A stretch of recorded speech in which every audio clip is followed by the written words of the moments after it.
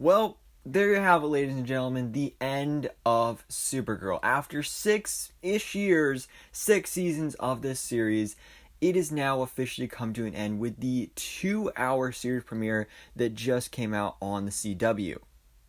Now, we have a lot to talk about in today's video, not only about this finale, but just Supergirl Season 6 and the whole series as a whole, especially because you've probably noticed at this point, if you've been watching my channel for a while now, that I haven't really done many videos on Supergirl Season 6, and the main reason for that is just because the majority of this season, I haven't really been into it. I wasn't really a big fan of most of the episodes in Supergirl Season 6, so I just got bored with it and just figured, I'm not gonna, put in the effort to do videos on the show if I'm not even enjoying it. So, basically, the gist of it is that, I still kept watching the show, but I didn't make it a priority, so it was kind of like I just let the episodes pile up, and then I was like, alright, I'll just watch them later. Literally just a couple days ago, I binge watched the last 3 or 4 episodes that had come out just to prepare for the finale. So, yeah, most of the season I did not enjoy. The last couple episodes I did like, with the, of course, spoiler alert, last week's episode, the death of William. I thought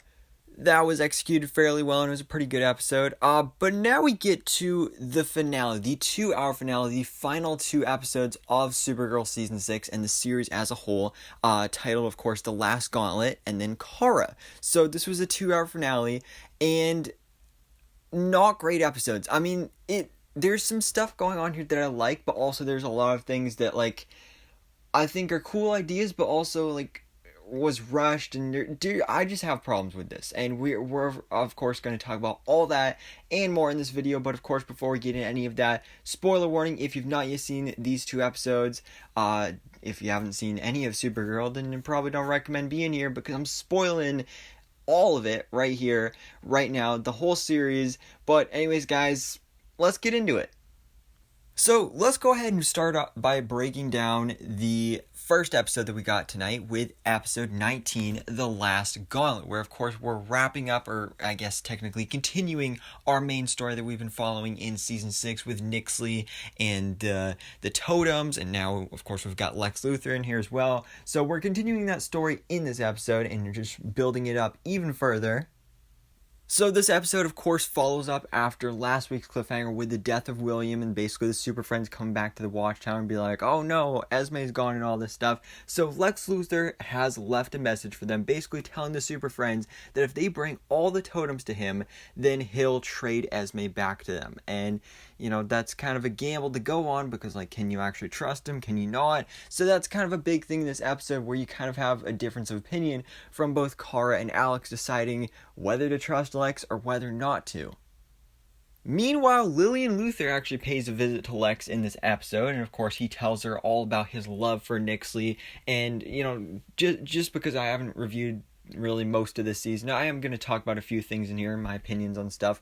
Like this, for example, Lex and Nixly. I'm glad Lex Luthor's back. It's really weird seeing him act like this with Nixly and stuff, but at the same time, I'm not against it, so it wasn't that big of a deal to me. Of course, as you know how the episode, the series ended, that they're going to be spending a little bit more time together in the future. But after this, Brainy and Nia go into the dream realm together, and they locate the Destiny Totem, which actually, I love their explanation for this, because in their explanation of, the history of the Destiny Totem, they actually reference the 3 Fates, who, of course, were the main villains in DC's Legend of Tomorrow Season 5. So I thought that was a really cool reference, actually referencing the Fates by name. I thought that was really, really cool to see. So, of course, Supergirl goes after it, finds the Destiny Totem, the final totem they were looking for, but Alex shows up and steals it, because she, of course, is good. She's a new mother to Esme, and she's going to do anything she can to get Esme back in her possession and make sure she's safe and everything. So she just wants to take things into her own hands and is like, I'm just going to give the totems to Lex Luthor and make this trade, because she totally trusts him. And this is one of those things I was talking about earlier that I did not like in this episode, because, it's one of the final episodes of the series, and they're just making us hate Alex, because she's such a bad character in this episode. She's so stupid in this moment for doing this. If you just think about this logically, you wouldn't be doing this, but no, she's got to do it. And then on top of that, Kara doesn't even stop her. Like, she could have easily stopped Alex, but she didn't. She literally just let her walk away, but whatever, too late now. So, meanwhile, we have, of course, Lex trying to gather up all the totems, and he actually uses Mr. Mixius Pitilix's power to receive the love totem from Esme. Of course, she had that kind of, like, tattooed on the back of her neck, but Nixly is actually mad at him for doing that because she has a soft spot for Esme, so they break up. Oh no, nobody really cares, but, they break up anyway. So, then we get into the climax of this episode where Alex and Kelly do show up. They trade the totems for Esme, and Nixly forms the All-Stone.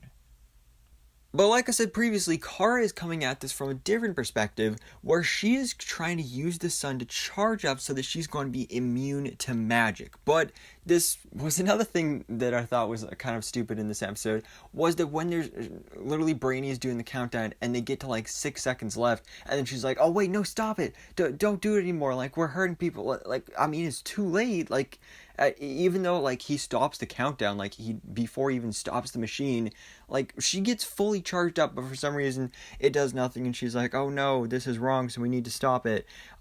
So that literally all she did from that was just make people mad. So I don't get that. Like, I understand where she's coming from, like, oh, this is wrong, people are gonna not like me for this, but when you're that far in, it's kind of too late, and especially now, like, now people just hate her for no reason. So yeah, that was another thing I kind of had a problem with in this episode. So she kind of gives up on that whole plan and then goes to just team up with the rest of the Super Friends. They fight Lex and Nixly. Esme actually grabs the All-Stone and smashes it, so I thought that was a pretty cool moment. And then also Lillian actually sacrifices herself for Lex, which was something I was not expecting. I did have a feeling she would die, but I felt like it would be like Lex killing her, but no, she actually sacrifices herself for Lex. I thought that was a cool moment. And then all of a sudden Lex and Nixly, like, they grab 2 of the shards of the All-Stone and they turn into like these lizard creatures, and it was just like they never explain why that happens. It was just out of nowhere their faces just get all scaly and reptilian, and it was just like really weird. But anyway, they're able to escape with those 2 shards of the All-Stone. Now that they're using the powers of the All-Stone, they actually start drowning basically the life out of everyone across the planet, and all humans just start deteriorating. Now, meanwhile, of course, Kara did get one of the shards of the All-Stone, but she doesn't know what to do with it now. She's got to figure out a brand new plan. That, of course, is the cliffhanger for this episode, which leads us into episode 20, Kara, which is the series finale of Supergirl. So at the beginning of this episode, Brainy uses his Legion crown to deliver one last hope speech from Kara to the rest of the world and to the people, and basically brings them back to color, and they're all good and everything. So things are going good now, at least we think. So this, of course, transitions to our big final battle of the series, which, again, I thought was really, really cool, but also at the same time, like, there were some really useless moments here that didn't really make sense, because you have the Super Friends versus Lex and Nixly, which was really cool, and Nixly summons a bunch of like nightmare creatures from the 5th dimension. That was really cool. But then what I thought was really awesome was how Lex summons just a bunch of classic Supergirl villains from the show, including Parasite, Overgirl, Metallo, and even Red Tornado. So I thought that was really cool to see all these villains return one last time, even though they were literally just like mindless henchmen and they did like barely anything here, but at least they showed up. I thought it was cool. But speaking of returning characters, we also have the return of Monel. We've got Win, Jimmy, they all show up to help. Even Alex's mom, Eliza, she shows up with a rifle, so I guess she's there too. Andrea of course shows up with her powers and her suit and everything, so she's there too. And by the end of this, one of the things that it was, again, kind of stupid, Lex opens up the Phantom Zone and unleashes a bunch of Phantom Zone phantoms into the world, but then they just attacked Lex and Nixly and just throw them into the Phantom Zone, and that's how they're defeated, which, again, I thought that was kind of stupid, because like it was like this huge climactic moment. You had all the heroes there, all the villains, and it was leading up to be almost like a giant Avengers Endgame level battle. and then they literally defeat themselves. I mean, it was very, very anticlimactic. I mean, it was setting up to be something really cool, and then it just, went nowhere. Although, to be fair, this was only like 16 minutes into the episode. Of course, this is the series finale, so they had to have plenty of room to do other things to kind of wrap up the series, which I'm fine with, but at the same time, wish they could have done more with this. But this is when we, of course, transition into our epilogue for the series of Supergirl, where we get basically all our conclusions to our characters.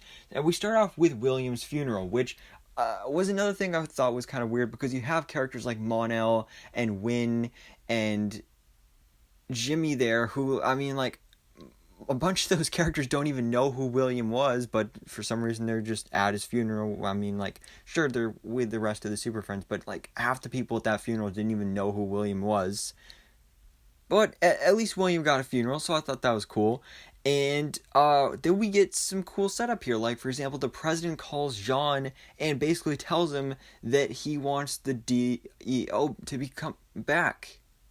So that's something that's set up here for the future, is that the DEO is back, and it's going to be like this new version that's not specifically against aliens, but just like, all threats against the planet and all that stuff. So I thought that was really cool. That was not something I was expecting, but I did like how that went.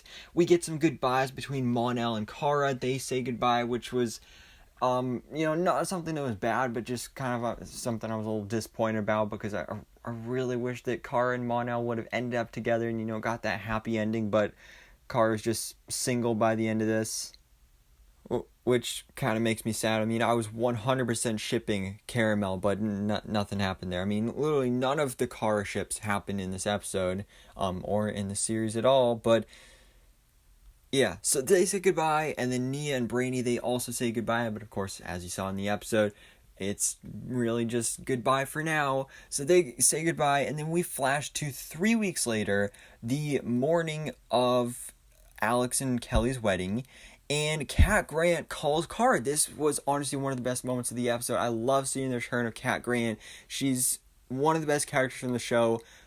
Heavily been missing this character, so I'm so glad that she returned in this final episode. And basically, turns out Catco was for sale, and she bought it back. So she's coming back to Catco, and she wants to make Kara the editor-in-chief. So as I'm watching this, I'm thinking like, oh man, this is awesome. This is such a perfect ending for not only Kara, but just like for like her whole journey in the show. And I was thinking like, oh, that's awesome. But then you get this conversation between Kara and Alex, and Kara says that she doesn't want to take the job, and it's like, Kara, what?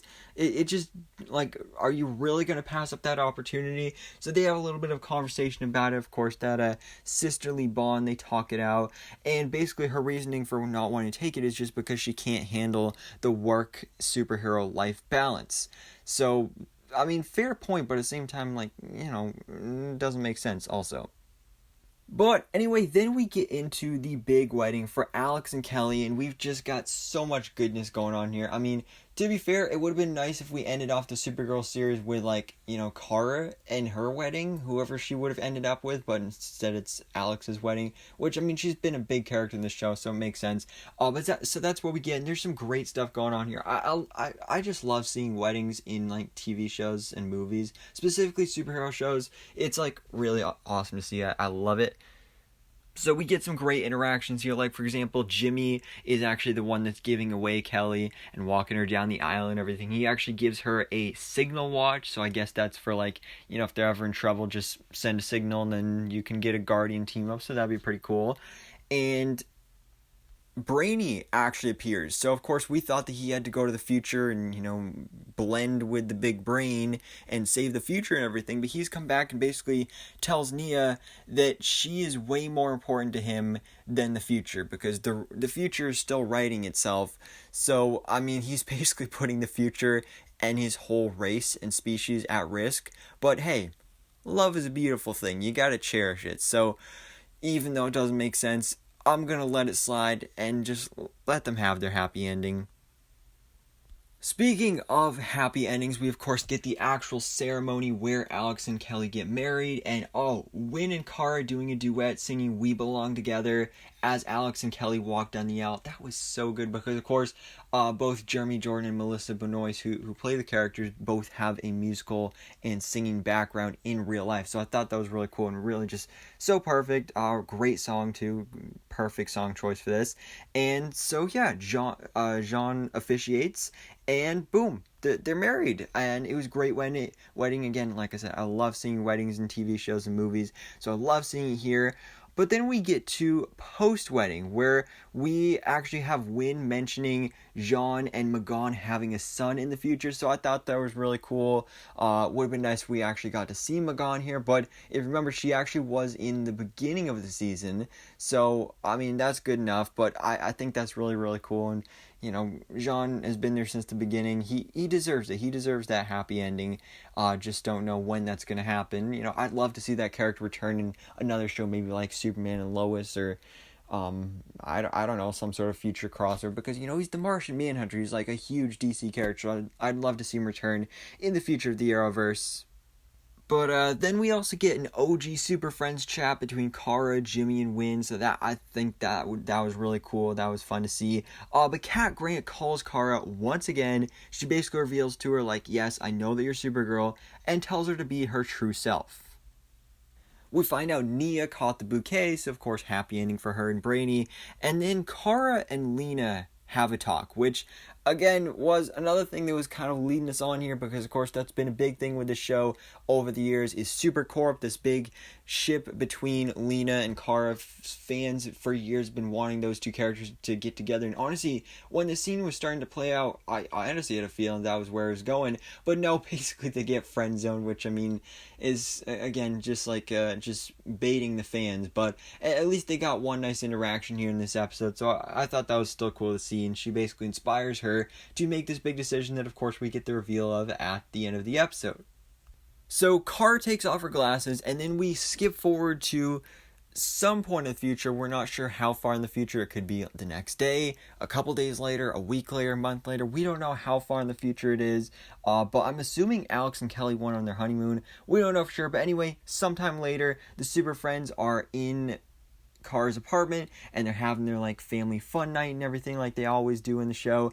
And then you have Kat Grant on TV revealing Kara Danvers as Supergirl to the world, which I really do think is kind of the perfect ending for this show, because then Kara doesn't have to worry about that work life Supergirl balance anymore, because now she's going to be one and the same. Kara Zor-El is working at Catco. Kara Zor-El is Supergirl. It's one and the same. There's no dual identities anymore.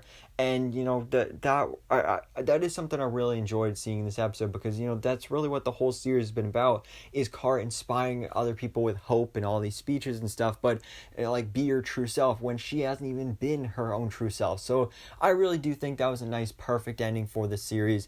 But that is it. That was the end of Supergirl Season 6 and Supergirl as a whole.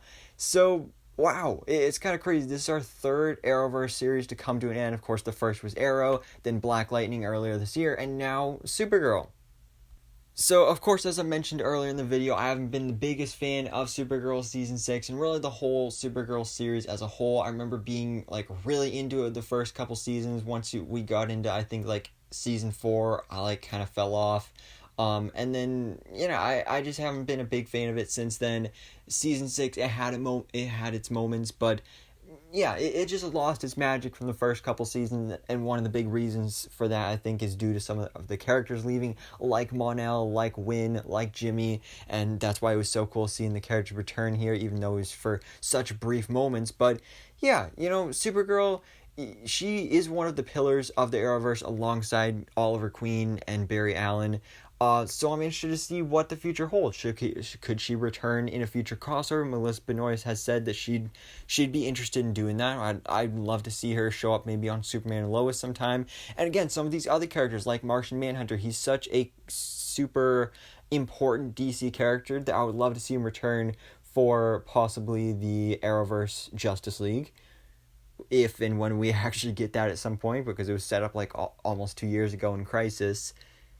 Or on some other show, Brainy and Nia, I'd love to see them show up maybe on Legend of Tomorrow. A lot of people have been saying for years that they would fit in perfectly there. I 100% agree, but yeah, there's so many ways this can go, but for now, Supergirl's over. Again, I do think it was a nice ending to the series. Just, still had my own problems with some stuff going on here. Oh, speaking of returning characters, I also hope that Lex Luthor returns for maybe Superman and Lois. I'd love to see some John Cryer Lex Luthor versus Tyler Hoechlin Superman, who, by the way, would have been awesome if Superman showed up here, but unfortunately he didn't. But yeah, so Supergirl, that is it. 6-year run, or 6-season run. I think it was actually more like 7 years. But anyways, guys, that is it. That is the end of Supergirl. Let me know your thoughts in the comments below. What did you think about the 2-hour series finale for Supergirl, and what did you think about the series as a whole? Are you sad that it's coming to an end, or are you like me where it's like, it had a good run,